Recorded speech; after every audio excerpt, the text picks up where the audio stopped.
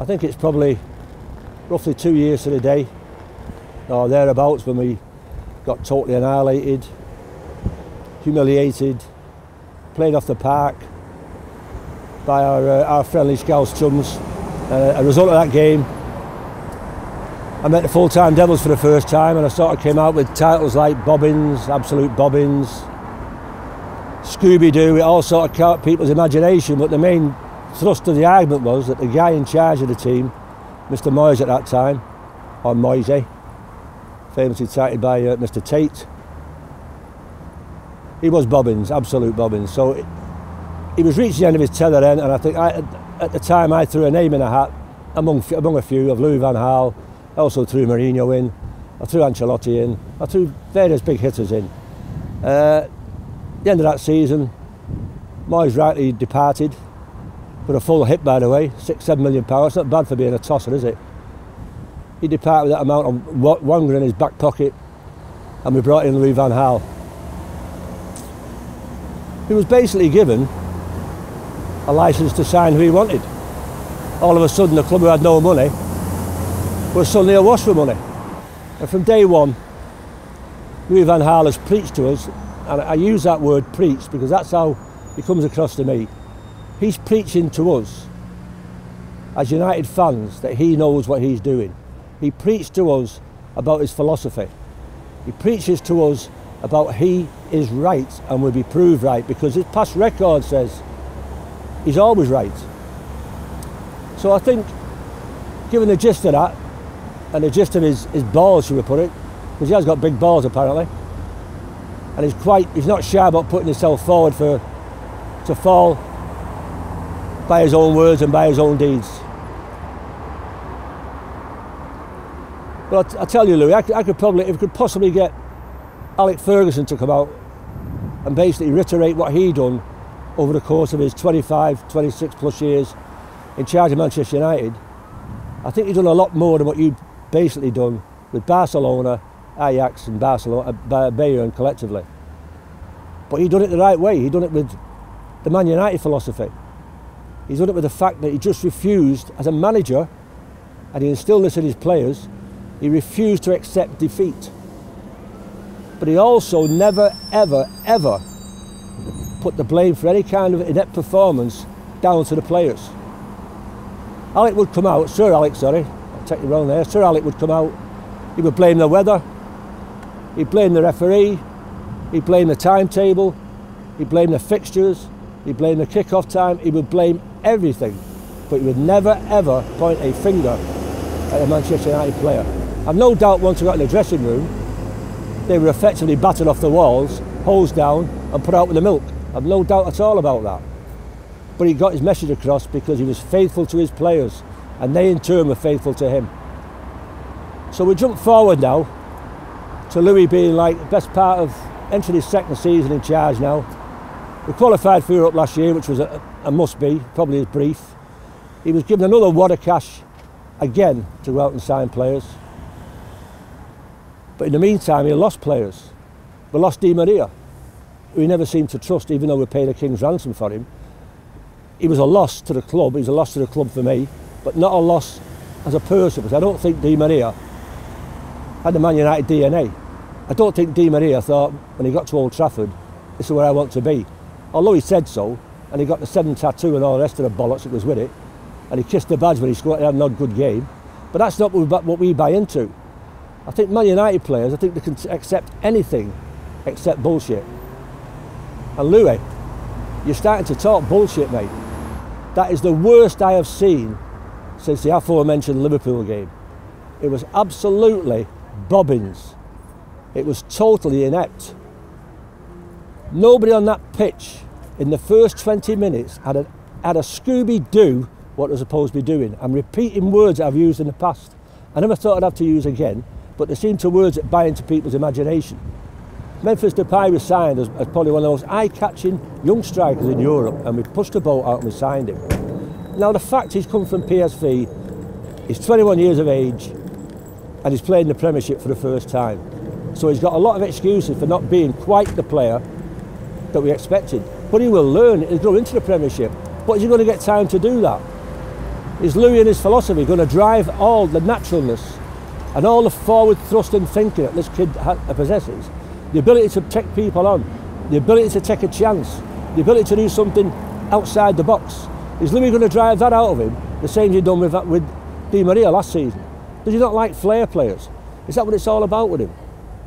In support of him, you've got Mr. Rooney, Wayne Rooney, our captain. What more can I say about that? Our captain, that's all I can say. I can go back to Roger Byrne as a captain. I can go through Noah Cantwell. I can jump places and jump all over the place and jump up to Noah Cantwell, Brian Robson, Eric Cantona, Gary Neville. We've had some great captains over the years. They've not been our best players necessarily. Eric Cantona probably was at that time our best player. Brian Robson was definitely our best player. But the main thing they did, they led the team. They led by their own example. No matter how badly they were playing, they never shrank. And they led by example, their own example. This guy here, he does not know how to lead a team. Clapping your hands 3 times and saying, come on, doesn't work. You've got to lead figuratively and physically. And at the moment, Wayne Rooney is going through such a crisis of confidence, he can't even lead himself out. He is my big hope for the future, because I think this guy, this young lad, has got all that's needed. My own preference would be Martial leading our line, with Mata in his regular place at number 10. And talking of Mata was stuck wide right. He doesn't know what to do on the wide right position unless he's got Herrera playing inside him, and those two players work a tandem between them, and it was working very favourably at a lot of occasions last year. Herrera apparently is injured. He's probably sitting somewhere with a broken heart. What he's done wrong, I don't know. But he's not getting a game with Louis. So we move from the pitch and we look at our bench. I don't mean the bench where the players are sat. I'm talking about our other bench where our leaders sit. And even that is so rigid, that doesn't move. That is in formation. We've got a formation bench. They don't move. Nobody gets up and does anything. Nobody gets up and shakes a fist. Nobody does anything off the bench without Louis, who never moves anyway. He's sitting there with that dirty great billboard and that notebook. What's in that, I don't know. I haven't got a clue what's in that. Whatever it is, it's not working. He should rip it up and throw it in the bin, because it's not working. Ryan Giggs is sat there with his... I last seen this face 2 years ago when he was sat with Moyes. He's got that face, Giggsy, where this is nothing to do with me really. I'm just sitting here ready to step in when this guy gets the bump. And apparently, well, obviously, he's already been spoken to as our next manager by Sir Alec. He's put the white smoke up the chimney. How does he work that out? What's Ryan Giggs done to say he should be the next United manager? Why didn't Ryan Giggs, he's had 25, nearly 30 years at our club. Why doesn't Ryan Giggs coach like he used to play? Get off your arse, Ryan. Get to the touchline. Shout and ball. Do something different. Don't do everything by the philosophy like this guy wants you to do. And if he doesn't like you doing it, tell him to do one. Do it the United way. Like you did at Villa Park, we just went whoop, and that was it. Where people came up off their feet, where people went, where the fuck, what the fuck, and what the fuck was that? What just happened? That is how United play. Not philosophy. But Louis, listen, you've been talking to us for the best part of 2 years now about your philosophy. Well, your philosophy has not been going as long as Man United's philosophy. Man United's philosophy, as long as since I've been a boy, and that's going back some years, has always been about attack. Fast, quick, rapid football. Beat teams apart. You don't always win. You do not always win. That's against the grain. Even the mighty Busby Babes team, probably one of the best teams I've ever seen down here. Every year, the Busby Babes got beat by Bolton Wanderers, of all teams, Bolton Wanderers. They were our bogey team, but they've done us every year. The year we won the league, my first down, we got beat 5-1 by City. But they kept going for it. Nothing was happening. There was no reaction on the pitch. There was no reaction on the bench, other than at the end of the game, Louis walked the players across to clap the away supporters, who once again demonstrated they are better than what was on the pitch. The away support from start to finish was again phenomenal. It was still there, shouting and bawling, when the Arsenal boys all went out for a tea and tiffin, catching a tube train, whatever Arsenal fans do at night time. I'm not too sure what they would do, because they're not like us. Everybody and his dog has an opinion about Manchester United, and unless you support Man United, it's a derogatory one. I've been in bars all over the country watching United play on the TV, and people shouting and bawling if United go one down, shouting and bawling. even though they don't know Man United. Even in Chester, they had people jumping up, shouting because United were getting beat 1-0. I said to the guy, what are you cheering for? Why are you cheering United getting beat? He said, because I fucking hate United. And that's what we thrive on. We love that because we've been that good. We've been that singular. We've been that insular in what we do. You, Louis, you've got to buy into our philosophy. We've bought into yours long enough. I'm sick of listening to your bollocks, to be quite honest with you. My wife actually had an argument with me this week on football, of all things. What kind of an admission is that? My wife last week, when we went top, and I was giving it the big here we are, and here we go, nonsense and all that, she said to me, wait till I meet a proper team. And I'm saying, well, we're a proper team. We'll play Arsenal next week. I was, Arsenal? We always beat Arsenal. What happened yesterday?